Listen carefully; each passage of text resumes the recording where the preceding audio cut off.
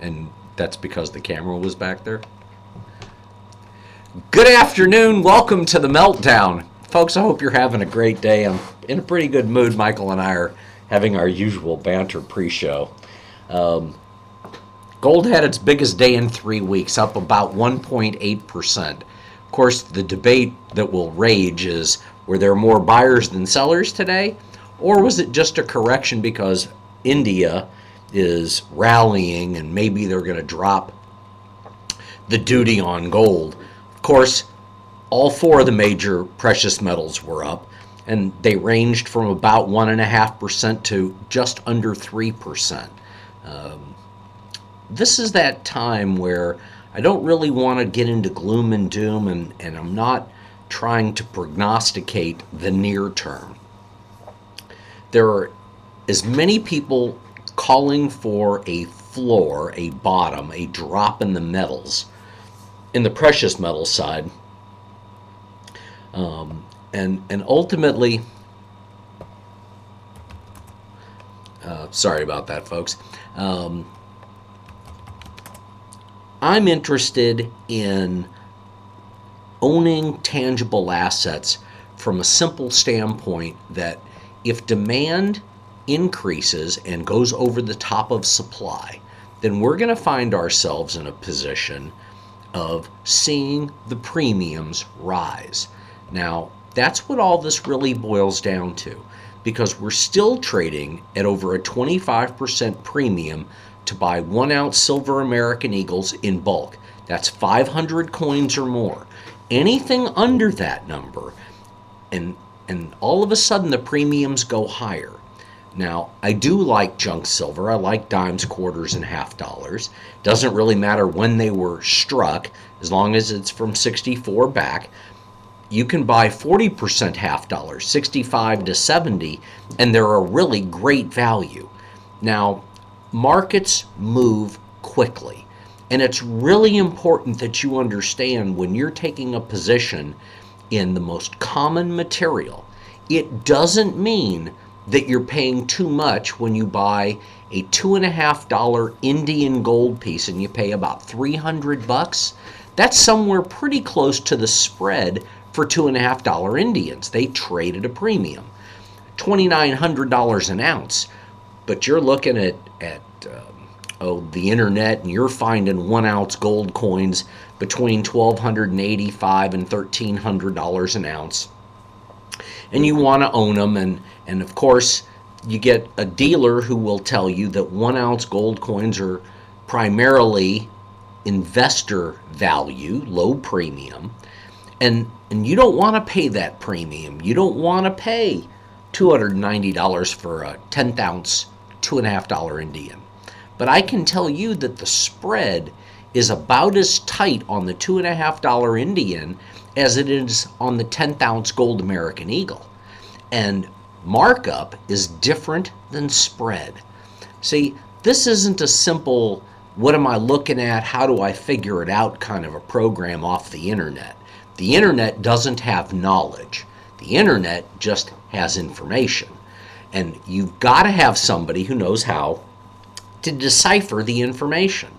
Now, as far as you can go to the right and as far as you can go to the left, there are people with different theories about why you own different types of coins.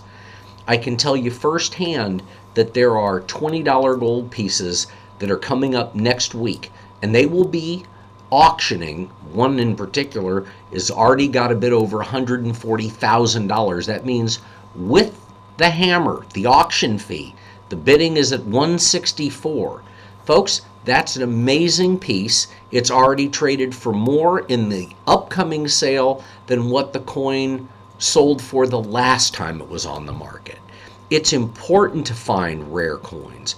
Rarity is predicated on the date, the mint mark, the quality or condition, who authenticated and graded it, and why you would do that. Now, I had a gentleman in the store, maybe around noontime, and the customer had 3 coins that he wanted me to evaluate for him.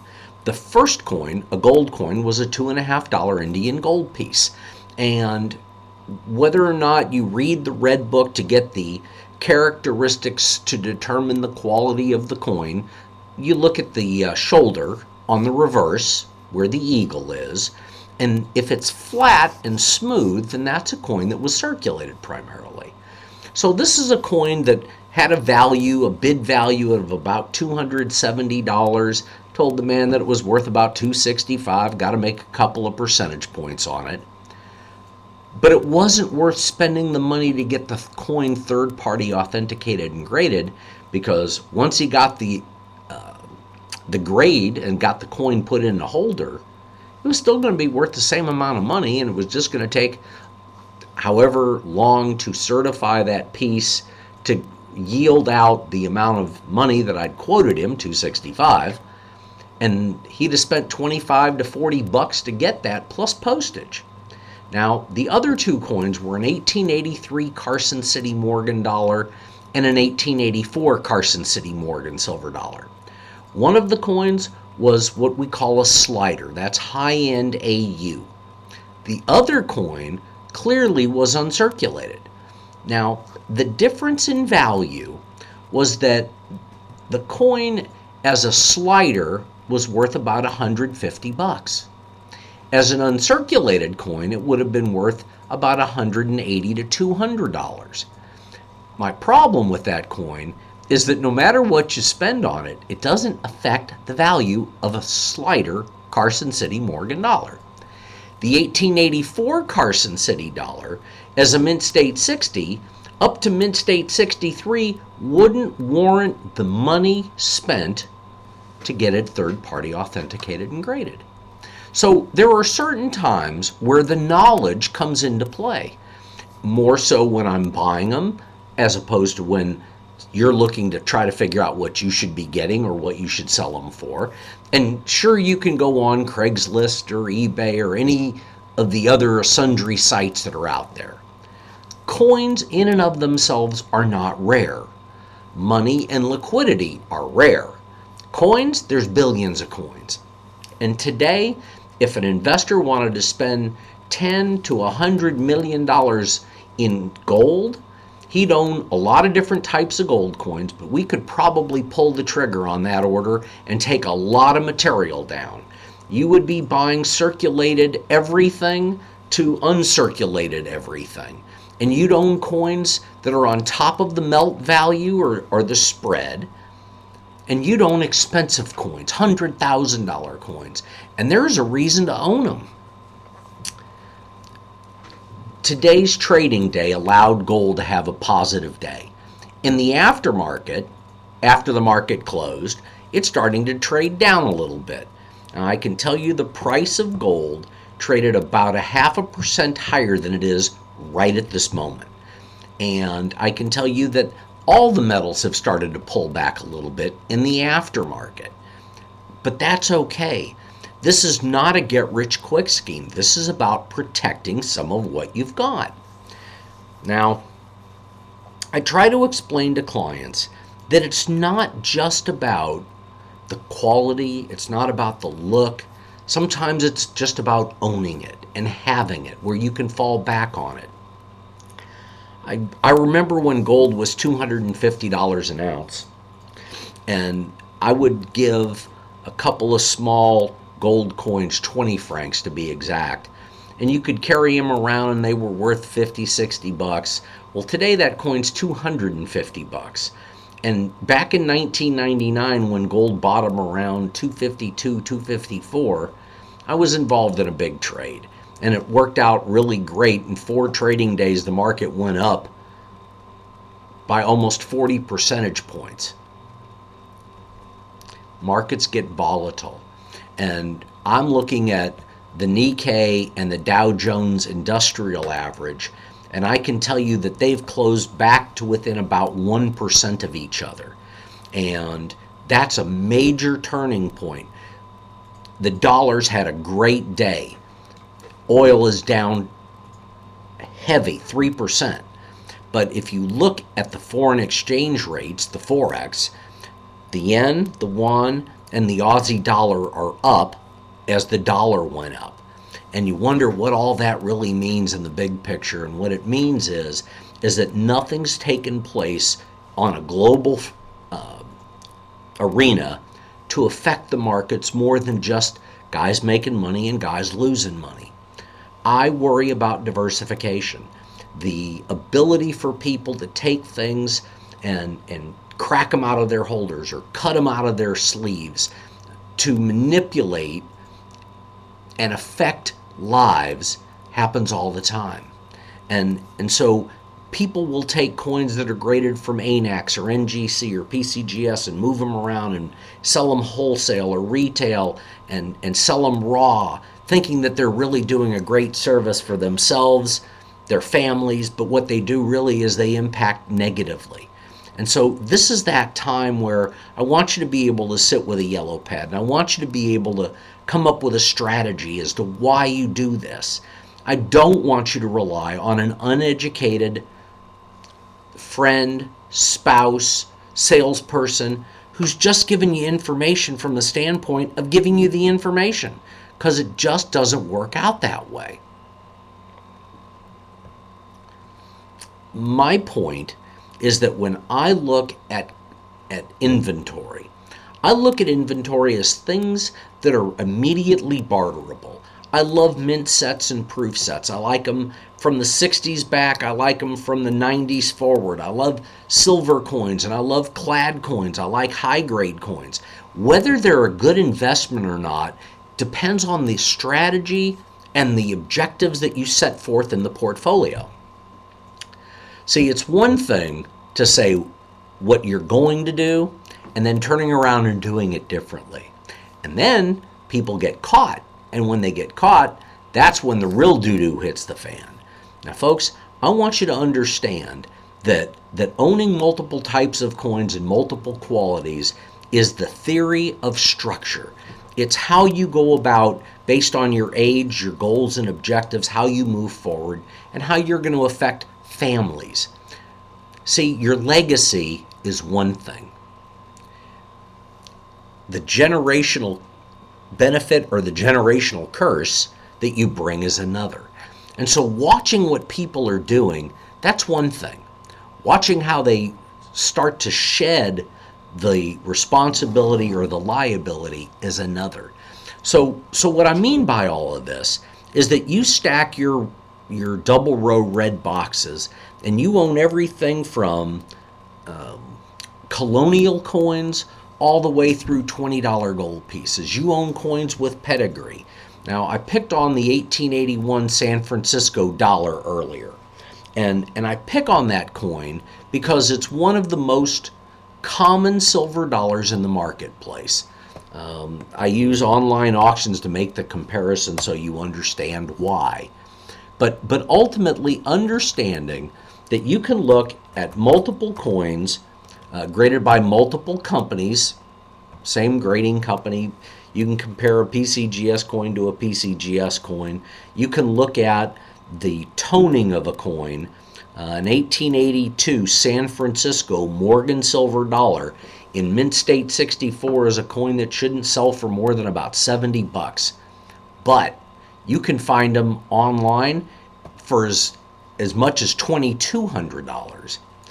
Get yourself multiple coins, and all of a sudden you start to see multiple effects. I sold a gentleman an 1881 San Francisco Morgan not that long ago, and the coin in mint state 68 was $1,000. Well, today you've got guys that are looking to ask for as much as $5,000 for the coin. Yes, there are other coins that'll drop down to under $4,000. So the question is, do you want the really high-end premium quality piece, or are you just looking for a so-so specimen? And that's what I'm talking about. There are reasons why you pay the premium and reasons why you don't. And dealers aren't stupid. Some dealers might be stupid, and gosh knows sometimes we all fall short. But the truth of the matter is that we look for the value of coins. We look for the values because we want to see gain. We want to see pieces that are premium quality, that are going to command the most premium down the road. It's not about getting, quote, rich today. That's not what it's about. It's about owning things other people are going to want, and whether that's silver dollars or Liberty Head nickels or other types of certified coins, there's a reason why you do this. And there's coins that are third party graded by a number of different companies. Ultimately, I want my coins identifiable to other people. And owning that type of material allows you the benefit of knowing who, what, where, when, and why. Now, like I said, there are no absolutes in the industry. And to just look at an 1882 San Francisco Morgan silver dollar and decide that in mint state 65 you're paying too much if you pay $2,000 for it versus paying $160 or $170, there are coins that are going to trade all over the store. Like I said, $160, $180.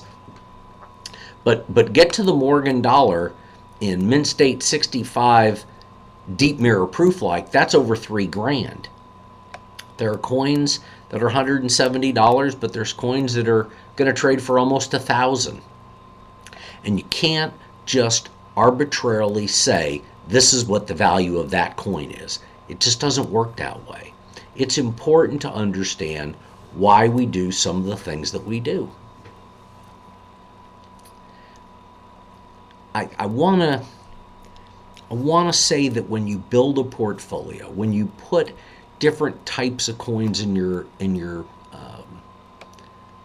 portfolio, it's not always about making money. Sometimes it's just about not losing anymore. And having a strategy is deeper than just saying, I know I ought to own some of these. Buyer beware. It's about having the strategy and understanding that certain dealers popped up yesterday and other dealers have been around for 25 or 30 years. And there are premiums that will be commanded at sale that you'll never understand when you look online and you say, there's the coin, and here's a guy who wants $160, and here's a guy who wants $1,000. Well, the guy at $1,000's charging too much. And that's not how it works. Dealers who've been around understand that NGC and PCGS are supposed to be subjective companies that grade material for the collector and dealer markets. But there's going to be other people who come in who don't understand the true quality of a coin, why certain coins grade at one level, and why they need to have a CAC sticker, green or gold, and why you try to cross them over. The 1850 $20 gold piece that I mentioned the last couple of days went from extra fine 40 on the first try, went AU 50, and I still think it's got room to go up a couple of points. The couple of points could turn a $7,000 coin into a $30,000 coin. And the fact that it's going to take another week to do that, the benefit to the client is that maybe I'll get him 20 or 21,000. No, we're not going to get the top dollar. But would you walk away from a 300% gain trying to maximize every last penny or leave some money on the table and roll it over? Because that's what my recommendation was. There are certain reasons why you buy certain coins, and obviously we all want the benefit of yield, but I'm watching markets. I watch the stock market as well as anybody. And when I see the XAU up 3 for the day, knowing that it's down about 13% from where it was a year ago, which is lower than it was a few years ago, I know the upside is greater than the downside. Do I know that for a fact? Absolutely not. When the debate, when Michael and I were talking and kind of bantering and debating over why gold was up today, my response was simple. There were more buyers than sellers. That's not to say that people who shorted the market didn't make money today, because they did. But reality is that if we monetize the U.S. debt to gold, gold should be trading somewhere close to $600,000 an ounce. And I'm not about to sit here and tell you that gold's going to be $600,000 an ounce in the next couple of 2, 3, 4 years. I don't know what's going to affect it. What I can tell you is that importation overseas is high demand. And the Chinese have gotten out of dollars and they've added gold. Silver is a bargain. It's at $20 an ounce basically. If you're in the paper market, if you're trading in the physical market, it's a different game. And owning different types of coins makes you a collector. Now, from a collector standpoint, do I think that the governments of the world are going to recall precious metals? I can tell you this. Full faith and credit of any government is a pretty weak argument these days. We're facing unemployment, budget deficits, lay it on. Most states aren't allowed to operate at a deficit the way the United States, quote, government does. Just not going to do it. The state of Colorado legalized marijuana. When they start to quality control it and tax it, which happened yesterday, the surplus in the Colorado budget is probably going to skyrocket during 2014. I'm going to guess that by the end of this decade, marijuana usage will be decriminalized. You can't drive around with it. You can't cross the state line with it. You can't drive around stoned. But ultimately, there is a major change in the way we all look at what's happening in the world, the way we look at certain drugs. Ultimately, I'm not going to condone drug usage. However, in the confines of your own home, you should pretty much be able to do what you want as long as it doesn't negatively impact young children. Anyway, folks, this is the opportunity to sit with what you've got. If you've got a 401k, I'm telling you that's not your money. It belongs to the company you work for. And they manage it like it's theirs. And if you leave it there and the government decides to take a look at it and they hone in on it, you could end up with savings bonds. The government took rare coins out of 401ks for a reason. Owning gold and silver makes sense. It should be part of diversifying your portfolio. And if you don't understand why, then you're the person I want to talk to. Email me, Brett, B-R-E-T-T, at thegoldexchange.net. You can call me anytime. That's 281-548-2646 or toll free 877-705-2646. Hit option 0, get a live voice. I'll talk to you. Now, if you visit themeltdown.com, there are over 500 shows, nearly 400 hours of audio. In the days in the past when I did radio, all the commercials were edited out. That was about a 3-year stint. Now it's 2 podcasts a day, most days. Sometimes I'm in on the weekend, not all the time. I took off for New Year's. But folks, if you've got questions and you want an unbiased answer, I want to talk to you. If you want to keep your dealer in check because you're dealing with somebody, it's not always about what you spend, it's what the strategy is. Are you getting good, solid advice? Anyway, folks, I never try to get off air without thanking Texas Children's Hospital, the Downs Clinic, and the Ronald McDonald House. Now, I guess it was the week or so before Christmas, I showed up at TCH with a couple of bags of toys unwrapped. Kids have needs all the time, and I'm always going to encourage you to drive down to Fannin, drop off anything unwrapped so that the administrative people can dole them out. But at this time of the year in NICU and PICU, I'd ask that you please pray for those kids. RSV is an upper respiratory virus. It affects the children tremendously. The Myers Center is south of the Texas Children's campus. Dr. Ostermeyer and her staff take care of many needs, many disabilities. If you go to themeltdown.com, click on the donation banner, provide your name, information, make a donation. It's all anonymous for me, but you'll get your receipt for the 2014 tax year, because obviously 13's done. Or you can click on the banner for the Ronald McDonald House at Texas Children's. There's 20 rooms, 40 to 60 people every night. If you can provide a hot meal, please call 832-824-8600. That's 832-824-8600. Nancy Allen and her staff would be more than happy to accommodate and help you. Folks, I appreciate all the doctors, nurses, and staff and the volunteers at Texas Children's throughout the medical center and throughout the world. Kids need our support and protection. Anyway, appreciate you listening in. We'll be back tomorrow morning. Thanks for listening. If you have questions, Brett at thegoldexchange.net. There are additional links that you can click on at themeltdown.com for additional information. I'd be more than happy to help you anytime. God bless you. Thanks for listening. We'll see you tomorrow. Bye-bye.